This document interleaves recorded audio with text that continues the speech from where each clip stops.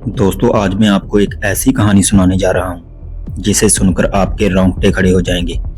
ये कहानी उत्तर प्रदेश के एक छोटे से गांव बसीपुर की है, जहां एक पुरानी हवेली में कुछ ऐसा हुआ जो आज तक लोग भुला नहीं पाए।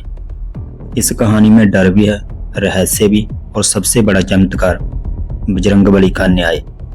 दोस्तों, कहानी शुरू करने से पहले मैं आप सभी से एक बात कहनी चाहता हूँ। अगर आप सच्चे मन से बजरंगबली को मानते हो, अगर आप बजरंगबली का थोड़ा सा भी सत्कार करते हो, तो कमेंट में जय बजरंगबली जरूर लिखना, ताकि हमें पता चल सके हनुमान जी और उनके भक्त की सच्ची कहानी को कौन साफ हृदय से सुनने आया है।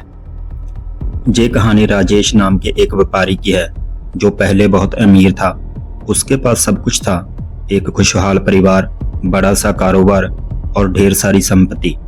लेकिन कुछ ही सालों में उसकी पूरी जिंदगी तबाह हो गई।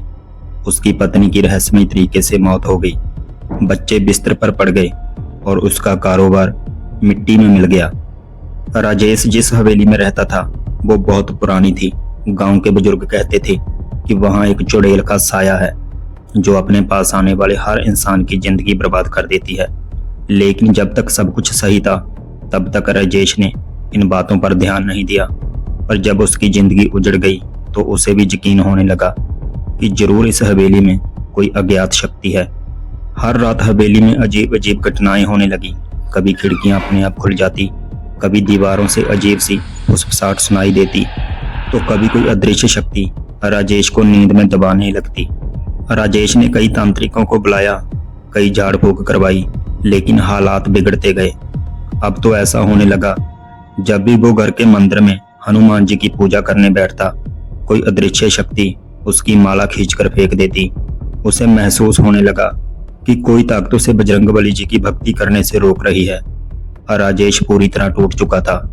लेकिन एक दिन उसके गांव में एक साधु ने उसे सलाह दी, बेटा, तुझे अब किसी तांत्रिक की जरूरत नहीं, बल्कि खुद बजरंगबली की शरण में जाना होगा। पूरी श्रद्धा से हनुमान चालीसा का पाठ करो और देखो कैसे संकट मोचन तेरा उद्धार करने आते हैं। राजेश ने साधु बाबा की बात मानी और उसी रात पूरे संकल्प के साथ हनुमान चालीसा का पाठ शुरू किया। जैसे जैसे वो पढ़ता गया, हवेली में खलबली मचने लगी, खिड़कियां जोर जोर से हिलने लगी, हवा भयंकर चलने लगी और अचानक कमरे के कोने में काली परछाई दिखने लगी। और फिर राजेश ने आंखें बंद कर पूरी श्रद्धा से जय बजरंगबली का जयकारा लगाया। उसी पल मंदिर के दीपक की लो अचानक विशाल हो गई और पूरी हवेली में दिव्य प्रकाश फैल गया। अचानक दरवाजा जोर से खुला और एक डरावनी चीख गूंज उठी। सामने खड़ी थी लाल जलती आंखें वाली चुड़ैल, जिसका चेहरा भयानक था और उसकी काली परछाई पूरे कमरे में फैल गई। उसने राजेश की तरफ हाथ बढ़ाया, लेकिन तभी एक तेज आंधी चली और उसमें से महाबली हनुमान जी प्रकट हो गए। उनका रूप इतना विशाल और तेज था कि चुड़ैल तड़पने लगी। हनुमान जी ने अपनी गदा जमीन पर मारी और गरजते हुए बोले, अधर्मी, तूने मेरे भक्त को बहुत कष्ट दिया है, अब तेरा अंत आ गया है।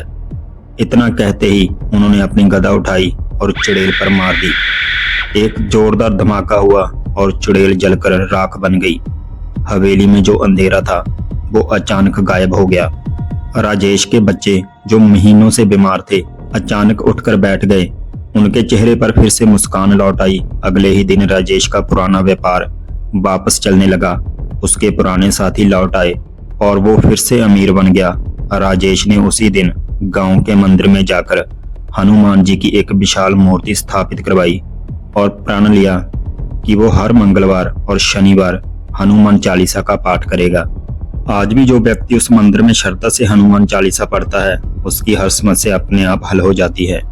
दोस्तों, अगर आपको ये कहानी पसंद आई हो तो कमेंट में जय बजरंगबली लिखना मत भूलिए और अपने विचार जरूर बताएं। क्या आपको कभी ऐसा अनुभव हुआ है? अगर हाँ तो हमें जरूर बताएं।